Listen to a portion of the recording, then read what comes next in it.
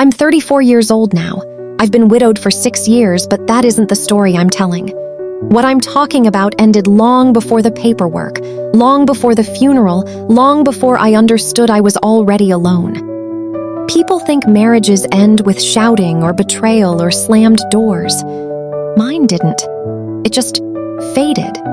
So slowly that I kept living inside it long after it was gone. When you're young, you think endings are loud. You think you'll notice the moment something breaks. You don't imagine it can slip away while you're standing right there, folding laundry, making dinner, paying bills, telling yourself everything is fine. I say that because that's exactly how it happened. We married when I was 24. He was steady, kind, predictable. After my childhood, predictable felt like safety. I wasn't looking for passion. I was looking for a life that wouldn't fall apart.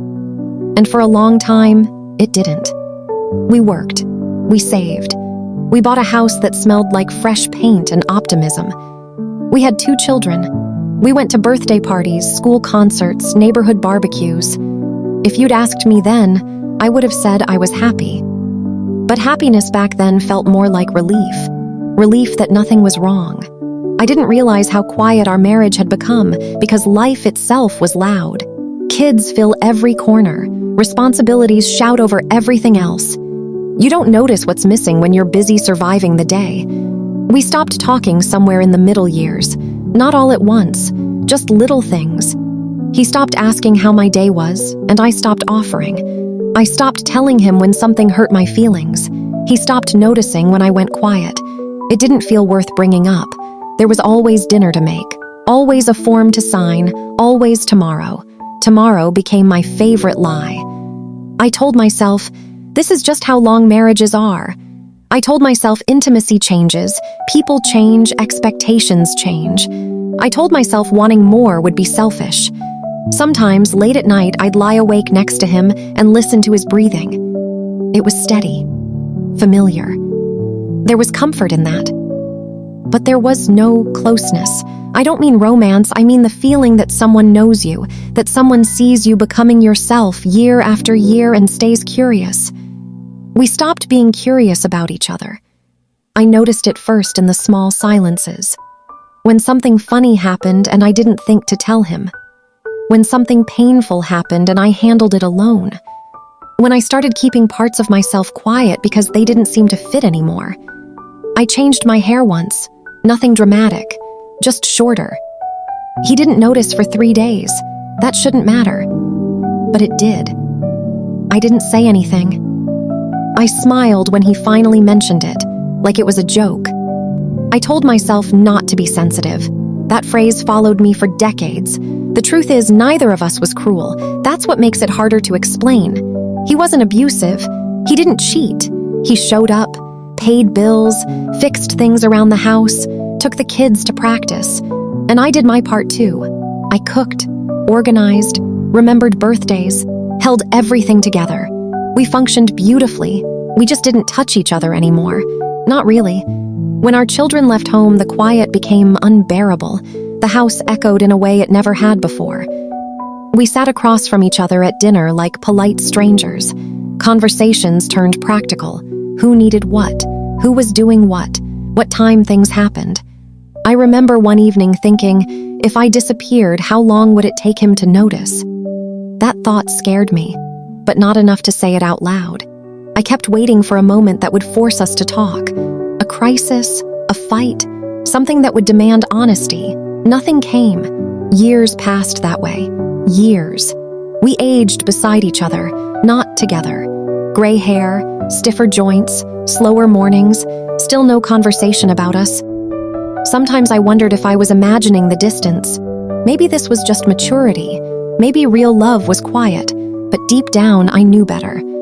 Love isn't loud, but it isn't absent either. The turning point came quietly too. It always does. He got sick. Nothing sudden, nothing dramatic, just the slow kind of illness that rearranges your life without asking permission. Doctor visits, medications, new routines. I became a caretaker before I became a widow. People praised me. They told me I was devoted, strong. I was tired. and lonely in a way I'd never felt before. One afternoon, while helping him into bed, I realized something terrible. If he died, I would grieve him, but I wouldn't miss being married. That thought felt like a betrayal. I cried alone in the bathroom so he wouldn't see. When he passed, years later, I cried again. Of course I did. We had built a life. Shared history doesn't disappear just because love faded. But after the funeral, after the casseroles and condolences, there was something else too. Relief. Not the kind you admit out loud, the kind that sits quietly beside the grief. I was finally alone in a way that matched how I'd felt for decades. What hurts now isn't that the marriage ended. It's that I stayed so long after it was already gone. I think about all the conversations I never started, all the nights I chose peace over truth, all the times I told myself I was asking for too much. I wonder who I might have been if I'd believed I was allowed to want connection. Not passion, just presence. I don't blame him anymore, and I don't fully blame myself. We were two people doing what we thought we were supposed to do. We confused endurance with love, stability with intimacy. By the time I understood the difference, it felt too late. Now, at this age, I live quietly. I drink my coffee slowly. I talk to my children on the phone. I watch the light move across the walls in the afternoon. Sometimes I think about what I'd say to my younger self. Not advice, just honesty. I'd tell her that love doesn't vanish overnight. It erodes when you keep postponing yourself, when you assume there will always be more time. I'd tell her that silence is not the same as peace, and comfort is not the same as closeness. But I don't say that with bitterness, just sadness. Because there were good moments too. There was laughter, shared jokes, familiar routines. Those things mattered. They just weren't enough to sustain a marriage. If you're listening to this and something feels familiar, I'm not telling you what to do. I don't have answers anymore. Only memories. I just know this. Things don't have to explode to be over. Sometimes they disappear right in front of you while you're busy keeping everything else alive. And when you finally notice, the quiet has already settled in for good. That's what happened to my marriage. It didn't end.